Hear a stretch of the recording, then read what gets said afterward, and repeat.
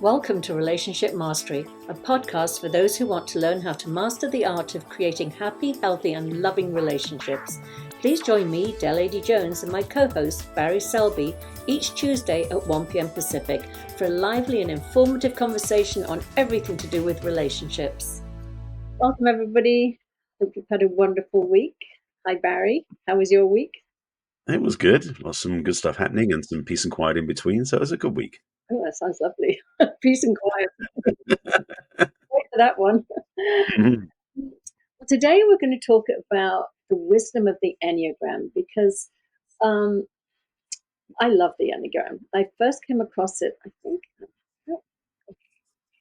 almost 20 years ago now, 2006. And it really, and I've sort of gone in and out. And the reason I brought it up this week is I just completed another training a couple of weeks ago. And it really is such a wonderful system. And I think people get a little confused when they talk about personality type tests and things like that. They think that it's putting people in a box. Mm-hmm. But the beauty of the Enneagram is it shows you the box that you're already in, that you didn't know you're in. And that's actually how to get out of the box, is by knowing that each of us develops a personality. You know, yes, I think we come into this world obviously with a soul, and we obviously have some type of personality. As a parent, I have two children, and you know, the second they come into the world, it's like, whoops, this one's different to that one. You see immediately that, and even being a pet owner, all my pets have got distinctively different personalities. Mm-hmm. But it's also something that happens, not only that is innate within you, but is, you know, certain sort of set points that we. Is I hear squeaking somewhere? Is there squeaking somewhere? Well, there's a siren going by. Oh, is it? Yeah. Ah, okay. Yeah. I was thinking, what is that? Okay. They're not coming for me though. I'm okay. Okay, so yes. So what I was going to say, there are certain conditions that we grow up within that we develop coping mechanisms and set points that we go into in times of stress, or go into in times of when we're feeling secure. So taking a personality test such as the Enneagram, I love it for many reasons. Because when I am stressed, I understand what I'm likely to do and think and say, and it has nothing to do with my partner. So that's why I wanted to bring it up in our conversation about, again, not just only the relationship you have with yourself, but how in relationships, the more that we can see that, you know, yes, we're all one, we all know that, but that we are all individuals as well, and we all have different set points. And when you see that, you're less judgmental about, why doesn't my partner say it my way? Well, you know why? Because he's a different Enneagram number to you, or she's a different Enneagram number to you. So, so I thought we could really dive in here. And I know that you redid yours recently. And so, yes. Yeah, so before we I'm going to hear about yours, because again, it plays into our dynamic together.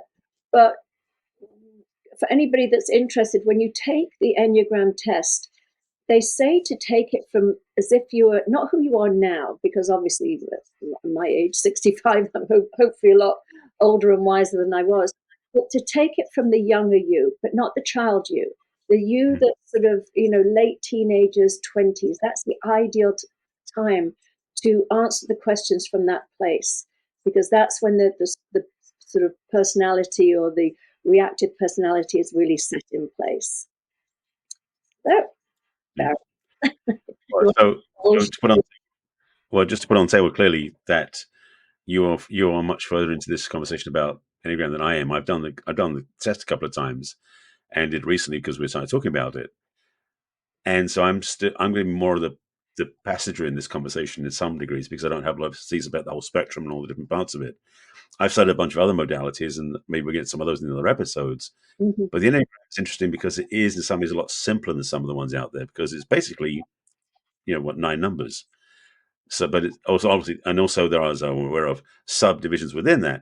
Mm-hmm. But it's a smaller array array of choices, shall we say, than some of the other ones out. Like I've been studying human design for the last 3 or 4 years, intermittently. So I'm not an expert on that one, but there's 64 codons, and there's all these different gates and channels and everything else. So that's a lot much complicated. Yes, I So the agree. Enneagram, yeah, I'm the sure, Enneagram is I'm in sure some it's ways. too much for me. Yeah, I mean, I love it because it really gives me some great insights in other areas too, and it's also much more nuanced. But that's the thing; it's a lot more study, a lot more depth. In some ways, the Enneagram is cleaner because it's more elegant and more simplified. In some ways, they make it more accessible for people, so people watching this can do the test themselves, Yeah, or so you do the quiz themselves to know where they stand, and it's going to be easy to discover that. And because there's only basically 9 types in quotes of people, it's easy to see where you fit, which is kind of a good thing. it is. But as you say, it can get as complicated and as deep as you want to go. And there Hmm. are, as we mentioned, the subtypes. And let me see, there's one in my I mean, there's basically, I think there are 27 different paths once you start drawing in the subtypes. But there's also, they say, there's also what we refer to as a wing, which is the type to the left of you and the type to the right to you. And you'll tend to, once you find out your type, you will see that you have a wing that you tend to go towards. And with anybody that's flying with one wing, it's sometimes you go around in circles if you tend to keep leaning into that one wing. So it's Right. actually very important. I'll use myself as a lot as of the examples, and I know that you can, because this is not about, I don't want to get into it too much, the theory. It's an ancient understanding. It has a lot of roots in different spiritual practices. It really probably became, I think in the 1940s, I think Gurdjieff reintroduced it around then, or it became more popular at that time. And then I think certainly in the 70s, a lot of the sort of, New Age thinking and different spiritual practices were at the forefront then. And I'm forgetting the name now of the person. But like I said, this is not about a history lesson or Right. how it originates. It's really to talk about, and we'll use ourselves as guinea pigs, who we are and how we react in certain things. And I can talk about who my partner is and how it's. So first of all, I just go with me. I'm a 4. Now the 4 is the romantic, and and this is so ironic. They have an abandonment issue, which is, hello, being abandoned by my father, and not even just abandoned. I mean, he lived 2 miles down the road and just completely ignored, never Mhm. spoke a word to me, until I knocked on his door when I was turning 30 and thought, I've got to put an end to this. This is, he's walking into every relationship I've ever been in, even though he's never said 2 words to me. His presence was, definitely showing up in my relationships. So Right. abandonment is a huge part of the 4. They have this longing. They're very feeling centered, like overwhelming feelings. Their feelings can be overwhelming, but they enjoy them. They go for the ride with them, which is true. I 100%. I mean, there's times when I felt when I was younger and I was doing a few more drugs than I probably should have been, where I was like, "Oh, this is too painful. Let me try and be on the planet with just my tippy toes, not my whole feet on the ground, because it's too intense and too much for me." So I knew I had some part of me that didn't want to feel all of my feelings because they were just so deep and so strong. We're part of the 4s and the 3s and the 2s. You're a 2. We're part of the heart-centered group. So we are very, very strong feelings. Hmm. What happens with me is, or a lot of 4s, is we have this longing for what isn't. We tend to sort of ignore what's present and you lust after the sort of the fantasy of the perfect love or the perfect relationship or something like that. And knowing that I have that, and knowing that when I'm in a low mood, that's my default. When I start to question my relationship as, is this what I really want? Is it a good fit? I know that that's just my 4 coming up. I'm just indulging in that longing for this Hmm. perfect something that's out there. And it snaps me back. And I get totally in the present moment again. And I look at my partner and I think, oh my God, I'm the luckiest woman on earth. If I didn't know the Enneagram, I would just think, well, why do I keep having this sort of niggly feeling that there's something else out there? Right. So that's why I'm saying, poor Hootie, if he's going to listen to this, but it's well, I'll talk about Hootie for a second. So he's a 7. Now the 7s are adventure, new things, and they're always living in the future. Things will be great when. So similar in some ways to the 4, but he's a 7, and he's in his let me think what seven is in the fear triad, the head triad, which is based on fear. Like I said, the 4 is in the heart, and that's the feelings.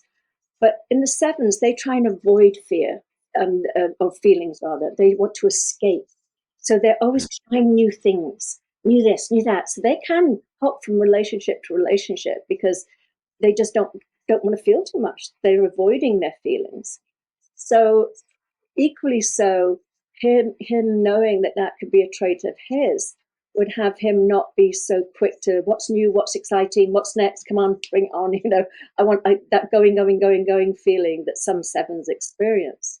So so I share that because it really helps, I think, in a relationship to know that that's operating, and to catch it before you project it onto the other person. There's something wrong with you that I feel the way I feel. So Well, let's talk that's about you as a 2. well, before you do that, I just want to say that the piece about the codependent piece in this, which is true beyond the Enneagram, is really interesting how stark it is in this context as well. So just interesting to see that. I'm a 2, which basically, and it makes so much sense for me because growing up basically as a people pleaser is the way I function in life, which is what the downside of the 2 is. Because the 2 is the helper. 2 is the one that wants to make other people feel better, lift people up, be a giver in a sense. It's the giver. That's what it's called. The giver is the 2. Yeah. And the thing for me is that I always found myself looking to get something for that. Like I would give to get, Yeah. versus just to give. And now as I'm much more mature, I serve every Saturday. I go and give volunteer in other places. I love to give for its own reward versus giving to get something back. Yeah. But I didn't know that when I was younger. Yeah. But the other thing is, and this is the sneaky one with the 2, is that Mm-hmm. you can have that, you know, need to give, but often it's not just to get something in return. It's actually to get the onus off you, to get the pressure off you. When you're focusing on somebody else, you're basically not dealing with your own feelings, your own issues. It's a way of deflecting as well as wanting to get something back. That was one of the things I've been working on, especially the last few years, is really watching how I avoid facing myself in the mirror, so to speak, when I'm busy elsewhere. And definitely my relationships when I was younger, I would be immune to self-reflection in a sense. It's like there was no way she would be able to see me. I would always be focused on her, so she feels special and taken care of because that was all that was necessary. And Mhm. so I wouldn't be self-aware, self-respecting, or even self um, helping in a way. It wasn't taking care of myself. So the lesson now, looking back, is this: having been single for quite a long time, has been really a gift. Is that I have been really unable to avoid myself in a sense, So great. So So it's been a gift that way. So it's interesting. yeah, because a two's biggest, you know, thing that holds them back is that constantly avoiding the self by taking care of others, avoiding your own pain, your own feelings, because again, you're a feeling type, and Hmm. feelings can be overwhelming. What better way to find somebody else that's got big feelings as well that you can start taking care of and not take care of your own feelings? So Yeah, that's great. Now, so let's move. So we've talked about, I'll just run through the 9 types. Um, please. we have number 1 is the perfectionist. That is, I'm going to do my little notes and make sure that I'm correctly. So the 9. Hang on, what did I do here? Here we go. So the 9 The 9 is at the top, and then there are 9 points on the Enneagram. I'll start with number 1. So number 1 is like when 1 would be on a clock. That is the perfectionist. and they see what's right and wrong in the world. They're the judges. They are very, very clear that nobody's going to get away with anything.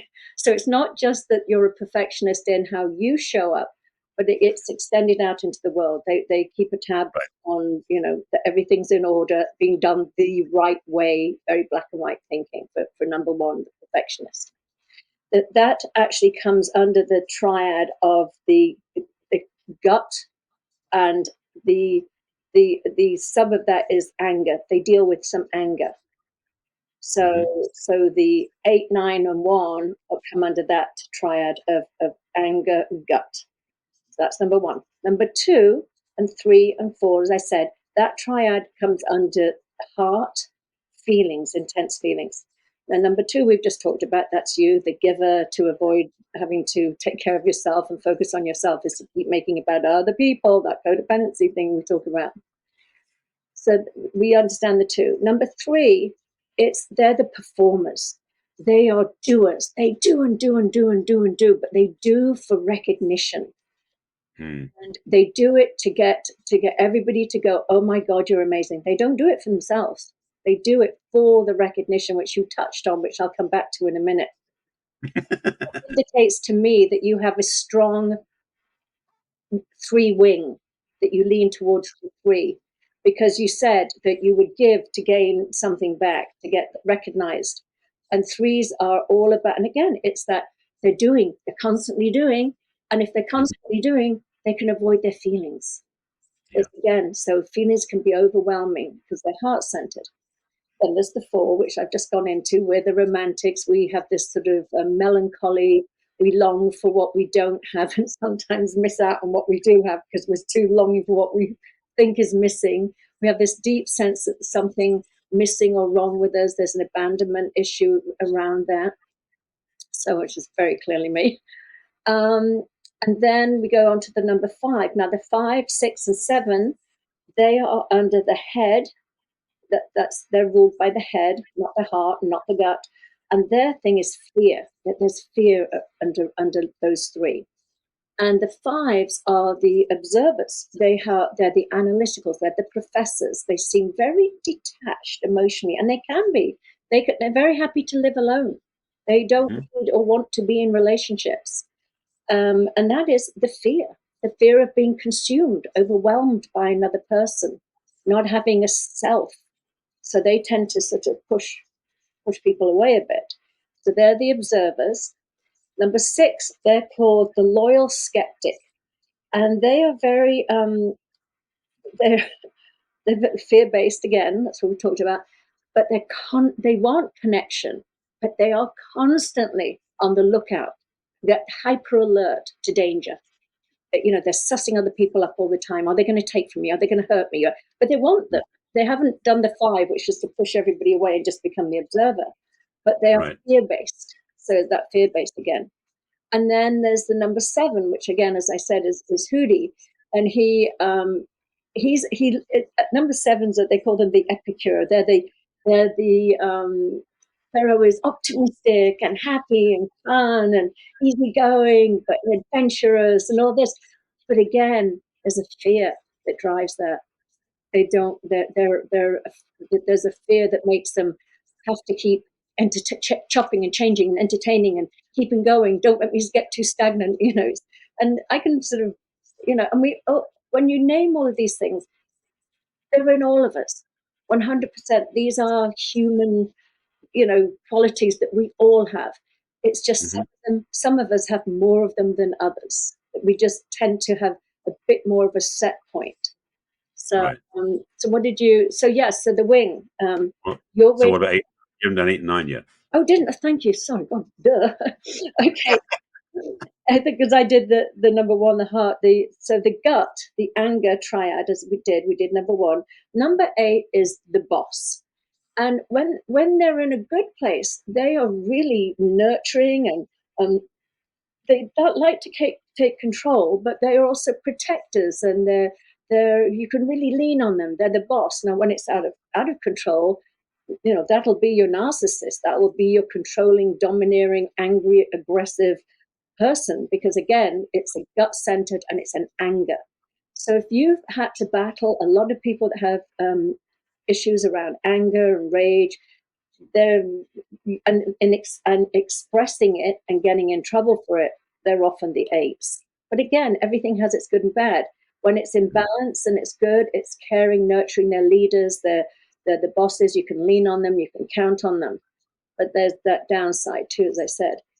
The number 9 is the mediator, and again, it's they're always, sometimes they just want to disappear into the wallpaper. They just want to not have any focus on them.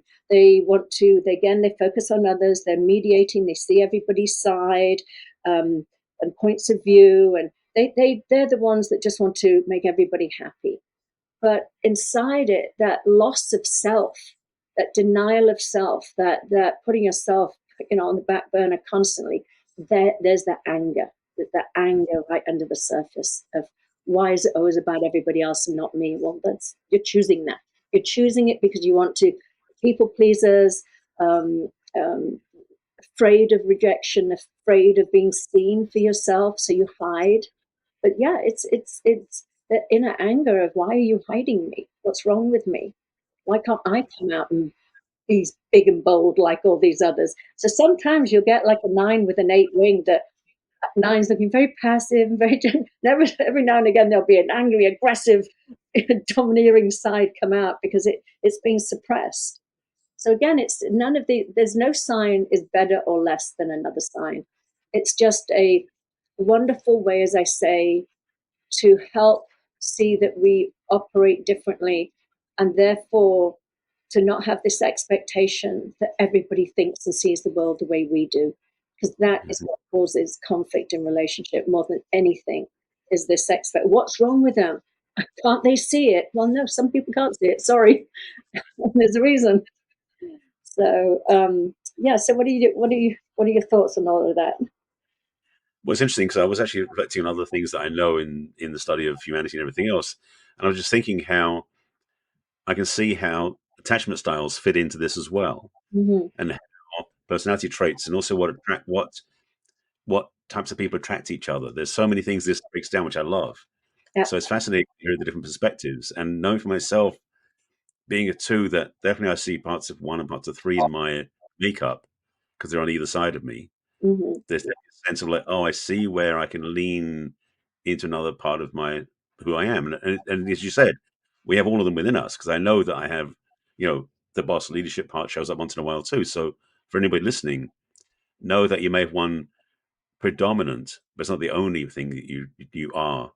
And the other part also, make sure, because you said a lot of the types, you mentioned the downfall or the negative side of it, but the positive side is so important as well, because each one of those 9 has a potent trait that is uplifting, additive, positive to use as well. So this is interesting stuff. So I'm just enjoying the conversation.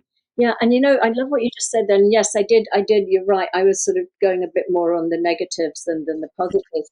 But I did a training, I don't know, maybe about 10 years ago, um, for using the Enneagram in corporations, because it used Mhm. to be that they thought they should all just hire number 8.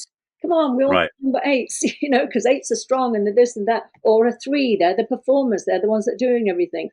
But what they really realize now is that they need all of them. They need Hmm. every well balanced corporation, office, whatever, has all the elements in there. You need the number 4s. The number 4s are the artists. They have an artistic sensibility. They're very visual. They love beauty. So you might Right. a designer or somebody that's sort of more can bring that quality. Then the doers, like the 3s, you might need them. Then the 2s that, hey, they're going to give and help other people that are struggling in an area. Or the 5s that are detached and observing and not getting sucked into the drama that the 4's up to. or some of these, or the 6 is afraid of. It's like, no, it's okay. I got you.